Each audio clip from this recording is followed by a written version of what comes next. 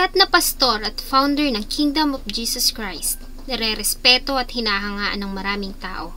Ngayon ay pinaghahanap ng alagad ng batas, di lamang dito sa ating bansa, ganun din ang Federal Bureau of Investigation at Interpol.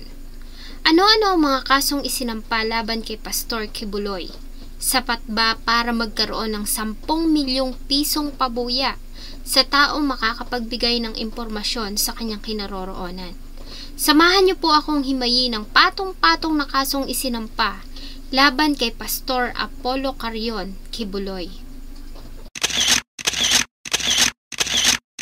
Bago ko po ipagpatuloy ang ating kwento, sa mga bago po sa channel ko at nais sa mga ganitong klase ng kwento ng krimen na nangyayari sa loob at labas ng ating bansa ay maaari pong pakipindot ang ating subscribe button at notification bell para ma-notify kayo pag may mga bago tayong upload na videos. Si Pastor Apollo Carion Kibuloy ay pinanganak noong April 25, 1950 sa Davao City. Siya ang bunso sa 9 na magkakapatid. Ang kanyang mga magulang na sila Jose Kibuloy at Maria Carion Quinto ay mga native ng Lubao, Pampanga. Nag-migrate lamang sila na sa Davao pagkatapos ng Second World War. Ang ama ni Pastor Kibuloy na si Jose ay dating member ng Christian Missionary Alliance o Protestant bago ito lumipat sa Pentecostal kasama ang 4 niyang mga kapatid. Ang pamilya ay kilala noon ng mga pastor noong nagsisimula pa lamang na makilala ang United Pentecostal Church sa Davao. Ang nakatatanda niyang kapatid ay naging Assistant General Superintendent ng United Pentecostal Church bago ito magtungo ng Maynila para magtrabaho. Nang tumungtong si Apollo sa edad na 14, ay nagsimula siyang magkaroon ng mga spiritual vision, ayon ito sa kanyang website. Ayon doon ay minsan ay bumisita ito sa Malungon, South Cotabato, ngayon ay Sarangani, kung saan ay nakita niya sa kanyang pangitain na nakipagtagpo siya sa Panginoon at pinakita nito sa kanya ang lupa na nasusunog sa isang mangkok ng apoy. Kasama rin sa kanyang mga pangitain ay ang pagkawala ng araw at pagdilim ng paligid. Ang buwan ay nagkulay dugo. Ito ay bago dumating ang dakila at kapansin-pansing araw ng Panginoon. Ang araw na ito ay tinawag niyang ang ikalawang pagdating ni Jesus. Sa murang edad ayon kay Apollo Kibuloy ay hindi niya kailanman nakita ang kanyang sarili na nangangaral sa hinaharap. Dahil sa ang orihinal nitong pangarap ay ang maging isang nautical engineer at piloto. Gayunpaman, dahil sa mga benepisyong kasama sa pag-aaral ng Biblia, tulad ng libreng tirahan, pagkain at fully paid tuition fees, ganun din ang libreng pamasahe sa barko patungong Manila, ay ipinagpatuloy niya ang pag-aaral ng theology sa United Pentecostal Bible Institute o ngayon ay mas kilala na Apostolic Center for Theological Studies. Nang makapagtapos noong 1972, ay nagpatuloy siya sa pangangaral ng Biblia para sa United Pentecostal Church.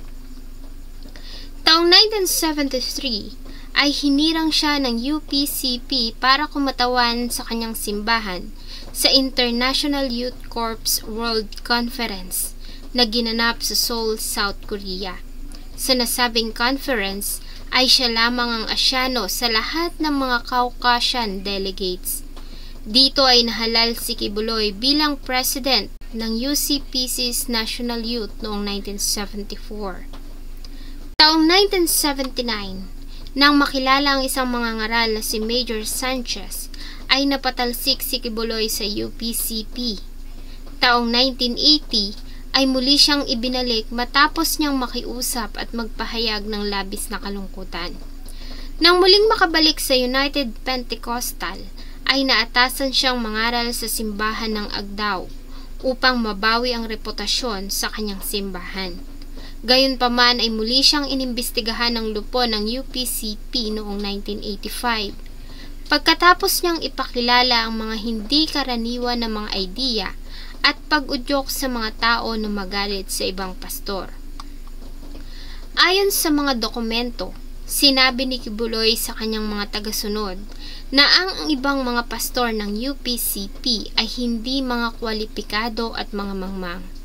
Hindi pa man nagaganap ang mga pagpupulong tungkol sa usapin noong September 1, 1985, ay iniwan ni Kibuloy ang simbahan ng Agdao kasama ang ilang mga tagasunod upang buuin ang kanyang bagong denominasyon o simbahan na tinawag niyang Kingdom of Jesus Christ o Kaharian ni Jesucristo, ang pangalan sa ibabaw ng bawat pangalan.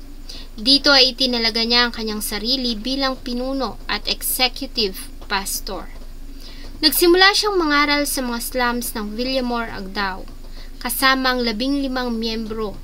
Dito ay una na siyang nakatanggap ng kritikal na mga komento matapos niyang sabihin na siya ang hinirang na anak ng Diyos.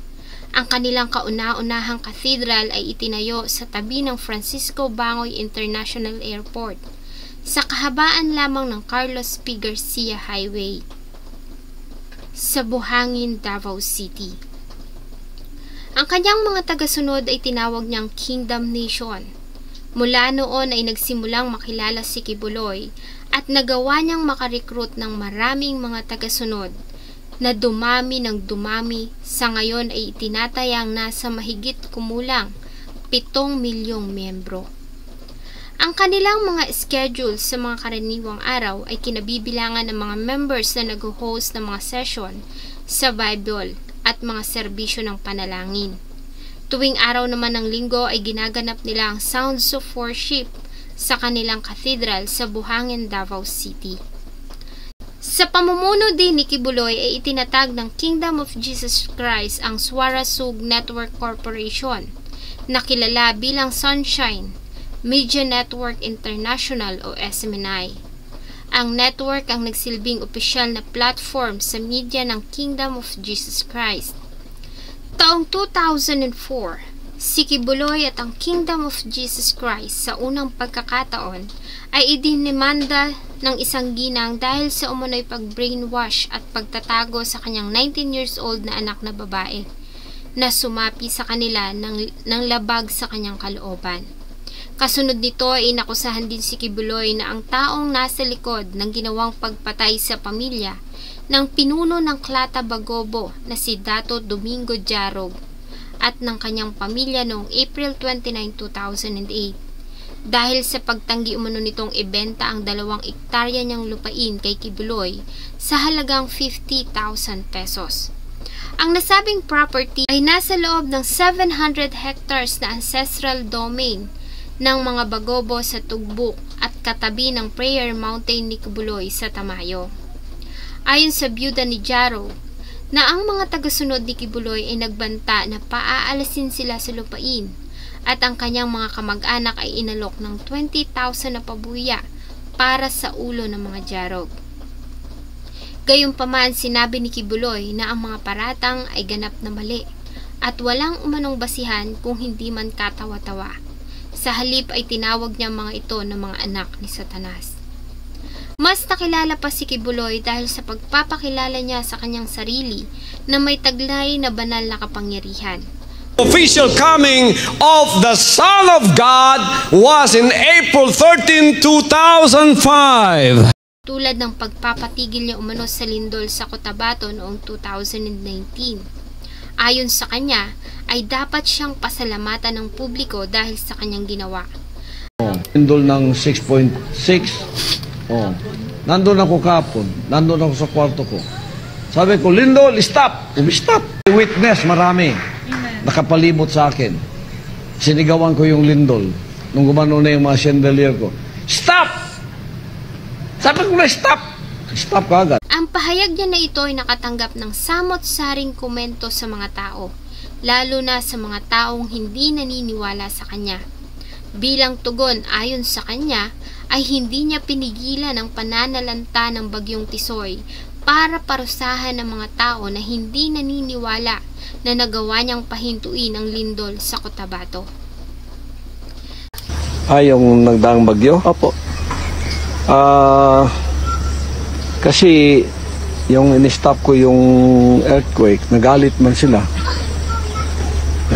Binasa ko ng napakarami.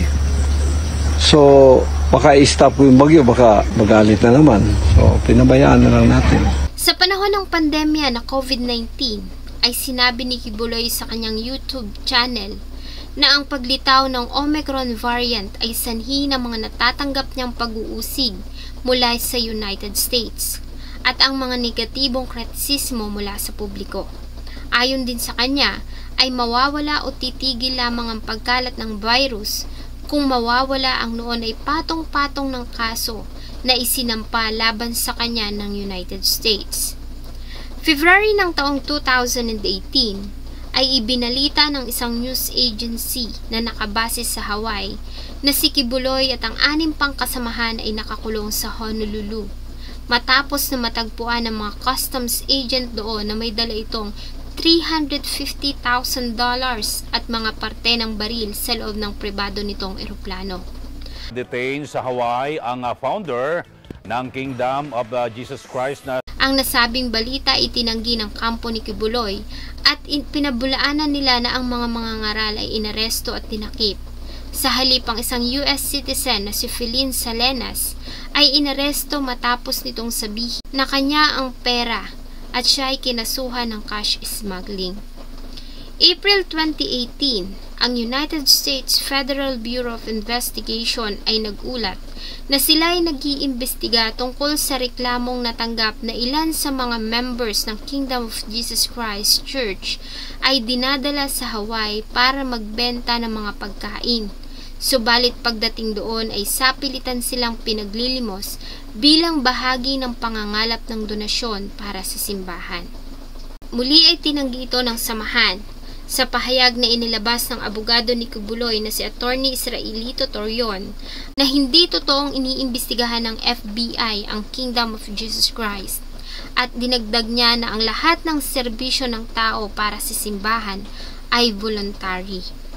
October 2018, isang dating members ng KOJC ang napaulat na nagsampa ng kaso sa korte sa Hawaii at inakusahan si Kibuloy ng panggagahasa at pang-aabuso sa kanya nung siya ay minor de edad pa lamang. Muli ang nasabing aligasyon ay itinanggi ng kampo ni Kibuloy. November 2019, sa segment ng Showtime na Tawag ng Tanghalan, ay nagbiro ang sikat na komedyante na si Vice Ganda na kung totoong napapahinto ni Kibuloy ang lindol ay hinamon niya ito na pahintuin ang noon ay sikat at pinakamahabang primetime series na Ang Probinsyano. Si Kibuloy yung nagpahinto ng lindol, si Kibuloy lang ang magpapahinto ng Probinsyano, abangan nyo yan. Inahamon kita, Kibuloy, pahinto mo nga ang Probinsyano. Ang nasabing hamon ay tinanggap ni Kibuloy at sinabing, Kailan mo ba gustong mapa-stop ang probinsyano? Baka sa 4 na buwan, hindi lang yung probinsyano may stop. Baka pati yung network mo, stop na yan. Tila nagkatotoo naman ito dahil noong May 5, 2020 ay ipinag-utos ng National Telecommunications Commission ang pagpapatigil sa operasyon ng ABS-CBN sa TV at radio broadcasting matapos na mag-expire ang kanilang prangkisa. August 12, 2022 ay inilabas ang finale ng Ang Probinsyano. December 2019 ay isa pang dating member ng KOJC ang nagsampa ng kasong panggagahasa, Qualified Trafficking in Persons Act at Child Abuse laban kay Kibuloy at iba pang associates nito sa Davao. Katulad ng iba pang naunang aligasyon, ay tinanggi itong muli ng kampo ni Kibuloy at sinabi, bahagi lamang ito ng isang malaking pagsasabuatan para siya ay pabagsakin. January 2020 ay inaresto ng Federal Bureau of Investigation ang mga administrator ng KOJC na sina Kabaktulan, Dueñas at Estopar dahil sa aligasyong may kinalaman sa human trafficking. Inakusahan sila ng pagpipilit sa mga members ng simbahan na manghingi ng pera na gagamitin para sa pagtulong sa mga batang nangangailangan sa Pilipinas. Gayunpaman ang mga koleksyon o pera na nalikom sa donasyon ay napupunta umano sa mga operasyon ng simbahan at hindi sa mga bata. February 2020, kinasuhan ng California Federal Grand Jury ang mga administrator ng KOJC na sina Kabaktulan, Dueñas at Estopar ng labor trafficking. Napag-alaman na sila ay nagsabwatan upang gumawa ng isang serye ng mga pagkakasala. Kabilang na dito ang trafficking para sa sapilitang pagtatrabaho, document servitude, pandaraya sa immigration at pandaraya sa kasal. Ayon sa report, ay dinadala nila ang ilang members ng KOJC sa ibang bansa para sa gagawing pangangaral. Subalit pagdating doon ay sapilitan silang pinaglilimos at pinagtatrabaho para umano makakalap ng donasyon at pera. Ang kanilang mga passport at ilang dokumento ay kinukumpiska sa kanila. Ang ilan naman ay pinakakasal sa ilang members na residente doon para mas madali silang makapagtrabaho at makapanlimos. July 2020 ay ibinasura ng Davao Prosecutor's Office ang kasong panggagahasa, pang-aabuso sa bata at human trafficking na una nang inihain laban kay Kibuloy at iba pa, dahil umano sa kawalan ng sapat na basihan at ebidensya. October 2020, ang Hawaii Church Manager ng KOJC na si Philin Salenas ay sinintensyahan ng 30 days sa pagkakakulong pagsisinungaling tungkol sa isang maleta na naglalaman ng pera na natagpuan sa pribadong eroplano ni Kibuloy noong 2018. Bukod sa pagkakakulong ay pinagbayad din siya ng $500 na multa. November 11, 2021 ay kinasuhan ng prosecutors ng Central District of California si Kibuloy at ilang matataas na administrators ng KOJC sa ginawa umano ng mga ito na pagtulong-tulong at pagsasabuatan para magsagawa ng human trafficking, money laundering, pandaraya sa immigration, sapilitang pagbebenta ng aliw at iba pang mga kaso. Ayon sa prosecutors na ang ilang members o tagasunod ng KOJC ay pinilit ni Kibuloy at ng mga administrator sa paghingi ng pondo sa mahabang oras na may maliit o walang bayad. Ang ilan pa sa kanila ay sexual at pisikal na inaabuso ni Kibuloy at iba pang kasama. Sa ilalim ng pagkukunwari at pangakong, ililigtas sila ng mga ito sa walang hanggang kapahamakan. Ang ilan sa mga tagasunod ng KOJC ay tinalaga bilang mga full-time na manggagawa upang tumulong sa mga aktibidad sa pangangalap ng pondo sa buong bansa at internasyonal. Ayon sa report, ay pinapalsipika ng mga administrator ng KOJC ang mga aplikasyon ng visa ng mga members na dinadala nila sa Amerika. Ayon sa visa ng mga ito ay naglalakbay lamang sila para sa mga pagtatanghal na nauugnay sa simbahan. Pagdating doon, tulad ng ginagawa nila, ay sapilitan na silang pinagtatrabaho at pinaglilimos para makalikom ng pondo o donasyon para sa simbahan. Ang iba sa kanila ay peking ikinakasal sa mga member na residente para mas lalo pang mapadali ang kanilang ginagawang panlilimos at pagtatrabaho. Ang mga ito umano ay binibigyan ng kota ng dapat nilang makolekta. Ang kanilang mga papeles at passport ay sapilitan ding kinokolekta ng mga administrators. Ang pera na makokolekta ay sinasabi nilang mapupunta sa Children's Joy Foundation. Subalit ang lahat ng iyon ay ginagamit para pondohan ang magarbo at marangyang lifestyle ni Kibuloy at ng mga administrators. Base din sa nasabing akusasyon, ilan sa mga kababaihan ay sapilitang pinagtatrabaho sa gabi, kung saan sila ay sexual na inaabuso ni Kibuloy at mga tao nito. Naglabas din ng pahayag ang prosecutors na babawiin nila o kukumpiskahin nila ang lahat ng ari-arian ni Kibuloy sa United States na nagmula umano sa ginawa nitong panloloko. December 2021 ay pinablish ng Rappler ang ilang series ng articles kung saan ay dinetalye nila ang mga nasabing akusasyon laban kay Kibuloy. Kabilang dito ang mga ginawa nitong pang-aabuso. Kasunod nito mula January 2022 ay nagsampa ng patong-patong na kaso ang samahan ng KOJC na umabot ng 53 reklamo na cyber libel laban sa Rappler at ilang mga mamahayag. Kabilang sa sinampahan ng kaso ay ang resources persons ng mga ito, kabilang na ang isang professor sa Ateneo de Manila University at 3 dating member ng KOJC. Ang nasabing mga reklamo ay isinampa sa iba't ibang prosecutor's office sa Mindanao, particularly Cagayan de Oro, Davao City, General Santos, Osamis at Panabo. Subalit ang nasabing mga reklamo ay na-dismiss lahat dahil sa kawalan ng sapat na basihan. February 5, 2022 ay naglabas ang Federal Bureau of Investigation ng wanted poster ni Kibuloy at 2 pang member ng KOJC. August 2022, isang paralegal mula sa Los Angeles ang umami na guilty sa paglahok sa isang di umano'y pagsasabuatan upang labagin ang mga batas sa imigrasyon ng United States sa pamamagitan ng paghahanda at paghahain ng mga papanlilang na dokumento para makakuha ng legal at permanenteng paninirahan at pagkamamamayan para sa mga members ng KOJC. Gayunpaman, itinanggi ng kampo ni Kibuloy ang anumang koneksyon sa paralegal. Sinabing hindi ito member ng KOJC at hindi rin umano ito konektado o kaanib sa simbahan at sa kahit na sinong mga ngaral.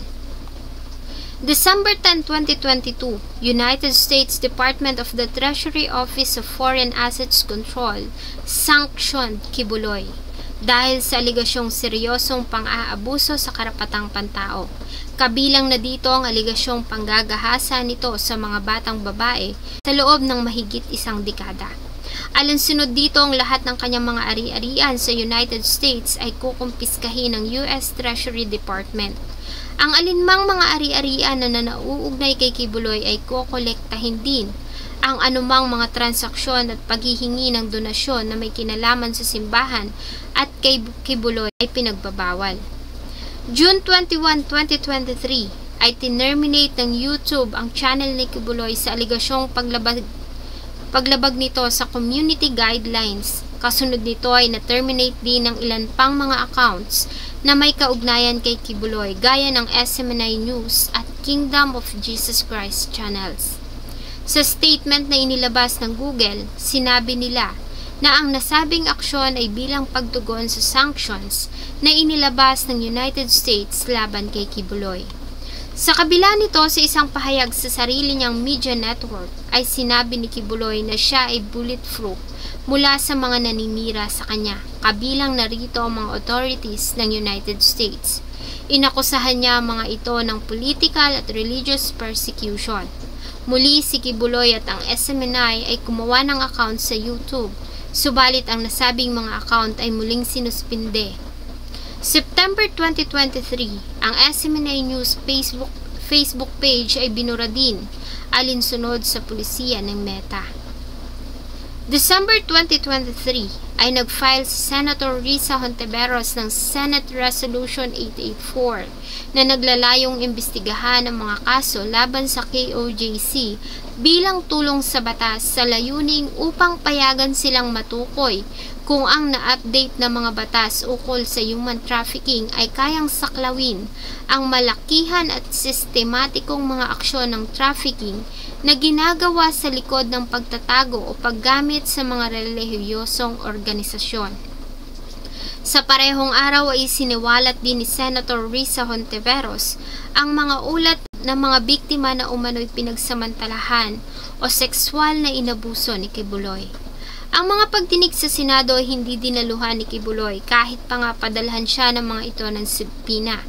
Ayon kay Kibuloy, hindi niya isusumite ang sarili sa Senate inquiry at sinabing haharapin lamang niya ang mga aligasyon laban sa kanya sa hukuman.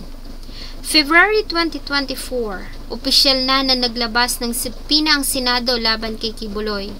Gayunpaman, sinabi ni Kibuloy na nagtatago siya dahil sa umunoy banta sa kanyang buhay.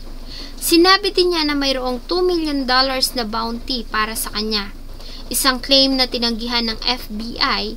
Samantala ay naglabas ng subpoena ang House Committee on Legislative Franchise laban kay Kibuloy dahil sa hindi pagharap sa panel ng 2 beses sa kabila ng pag-imbita sa gitna ng investigasyon nito sa mga paglubag umano ng SMNI Network franchise. Bilang tugon ay sinabi ni Kibuloy na wala na siyang ugnay sa SMNI, sa halip ay hiniling ng kanyang kampo sa House of Committee na isubpina ang kasalukuyang executive pastor ng KOJC. February 21, 2024, sinabi ni Kibuloy sa halos 40 minutes na audio recording na nagsabwata ng United States at si President Bongbong Marcos at First Lady Liza Araneta Marcos sa isang balak na patayin siya na nagtulak sa kanya na magtago para sa kanyang kaligtasan. March 1, 2024, ipinag-utos ng isang hukom ng Central District of California na si Terry J. Hathor Jr. ang pagtanggal ng selula sa mga warrant of arrest na hiniling ng Department of Justice ng United States Criminal Division laban kay Kibuloy bilang unang hakbang sa pagsisimula ng proseso ng extradition process.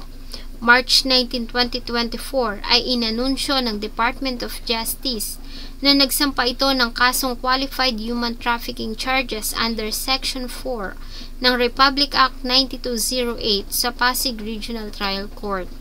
Kaso naman sa ilalim ng Section 5 ng Republic Act 7610 o Special Protection of Children Against Abuse, Exploitation and Discrimination Act under Section 1 ang isinampa sa Davao Regional Trial Court laban kay Kibuloy. April 1, 2024, sa utos ni Judge Dante Baguio ng Davao Regional Trial Court, Branch 12, ay agad na inimplement ang warrant of arrest laban kay Kibuloy at 5 pa nitong mga tauhan. Ang nasabing mga warrant ay isinerve ng authorities, subalit bigo sila na matagpuan ang mga akusado. Wala ang mga ito sa compound ng KOJC sa Davao. Wala din ito sa Prayer Mountain ng grupo sa Barangay Tamayong at resort nito sa Samal Island. Naglabas naman ng pahayag si Kibuloy na handa siyang harapin ang mga kaso kung mangangako ang administrasyon ni Pangulong Marcos at magbibigay ito ng written assurance na hindi makikialam ang United States sa kanyang legal battle sa Pilipinas. April 2024 ay naglabas na din ng warrant of arrest ang Pasig Regional Trial Court laban sa mga akusado. Ang 3 administrator ng KOJC na naaresto sa Barangay Tamayong ay pinakawalan din ng NBI matapos na makapagpiyansa ng 80,000 bawat isa. Kasunod nito ay pinayagan ng Supreme Court of the Philippines 2nd Division ang kahilingan ng Department of Justice na ilipat ang venue ng paglilitis para maiwasan ang bias ng mga pagdinig. Kaya naman mula Davao City Regional Trial Court Branch 12 ay iniutos sa Clerk of Court na dalhin ang lahat ng mga records sa Office of the Executive Judge ng Regional Trial Court sa Quezon City, kung saan ito iraraffle. June 10, 2024, muli ay binalak ng mga pulis na iserve ang mandamiento de aresto kay Kibuloy at iba pa sa compound ng KOJC sa Buhangin District, sa Prayer Mountain, sa Glory Mountain, sa Barangay Tamayong, Davao City, maging sa mga property ng KOJC sa Kitbuk, Sarangani Province, subalit bigo sila na matagpuan si Kibuloy at mga kasama nito. July 2024 ay naglabas ng pahayag ang Department of Interior and Local Government na may isang pribadong individual ang nagbigay ng halagang 10 milyong pisong pabuya sa kung sinong makakapagbigay ng impormasyon sa kinaroroonan ni Kibuloy. Ang nasabing balita ay mabilis na kumalat sa lahat ng pahayagan at social media platforms. Sa kabila nito ay bigo pa rin sila na matagpuan si Kibuloy. Naglabas ito ng pahayag na hindi siya magpapahuli ng buhay at sinabi din ng pastor na nagtatago siya hindi para takbuhan ang mga kaso laban sa kanya, subalit para umano protektahan ang kanyang kaligtasan. Hanggang sa kasalukuyan ay patuloy pa rin na pinaghahanap ng mga alagad ng batas si Kibuloy. Kabi-kabila naman ang mga ginagawang rally at protesta ng mga taong naniniwala pa rin sa kanya. Sa huling ulat na ginawang raid ng mga pulis sa KOJC sa Buhangin District ay nagkaroon ng kaguluhan sa pagitan ng mga pulis at mga tagasunod ng KOJC. Ilan sa mga ito ay naaresto habang ginagawa ang raid. Ay ilang mga representative mula sa Commission on Human Rights ang inimbitahan para makita ang ginagawa ng mga pulis. Itinatayang nasa 2,000 pulis ang nasa compound ng KOJC sa Buhangin District at patuloy na naghahanap. Sa huling pahayag ni PNP Region 11 spokesperson Catherine De La Rey ay nagawa nilang mamonitor gamit ang isang special equipment na may mga heartbeat na naitala na nasa ilalim ng lupa. Kaya naniniwala sila na si Kibuloy at ang mga kasama nito ay nagtatago sa isang sikretong lagusan sa loob ng 30 hectares na compound ng KOJC sa Buhangin District, Davao City. Bagamat nahihirapan sila na makita kung saan ang entrance sa nasabing tunnel. Hanggang sa kasalukuyan ay patuloy sila na naghahanap at naglabas sila ng pahayag na hindi sila aalis sa compound nang hindi nahuhuli si Kibuloy. Kasabay nito ay naglabas din ng pahayag ang mga supporters ng pastor na aalis lamang sila o ititigil lamang nila ang protesta kung aalis na ang mga pulis sa compound. Sa kasalukuyan, base sa report ng PNP, ay nagawa na nilang makakita ng 40 na mga estruktura sa loob ng compound ng Kingdom of Jesus Christ. Kabilang na dito ang ilang mga complex network ng mga tunnels sa ilalim ng lupa, passageways at mga nakatagong silid. Para sa inyo, totoo nga kaya ang mga aligasyon laban sa pastor? Umiga ka dito sa tabi ko at matulog ka na. Natulog akong nakatalikod sa kanya pero niyakap niya ako at humawak pa sa dibdib ko. Kung hindi, bakit kaya hindi nito harapin ang mga kaso sa legal na proseso? Maaari nga kaya na natatakot lamang ito para sa kaligtasan? Patuloy po nating subaybayan ang mga susunod pang mga pangyayari sa malawakang paghahanap sa sikat na pastor ng Kingdom of Jesus Christ na si Pastor Kibuloy. Sana po ay nagustuhan nyo ang isa na namang kwento na akin pong ibinahagi. Marami pong salamat sa inyong patuloy na pagtangkilik sa akin pong mga videos. Huwag niyo pong kalimutang mag-iwan ng inyong saloobin at suggestion sa atin pong comment section. Thank you so much po and see you on my next video.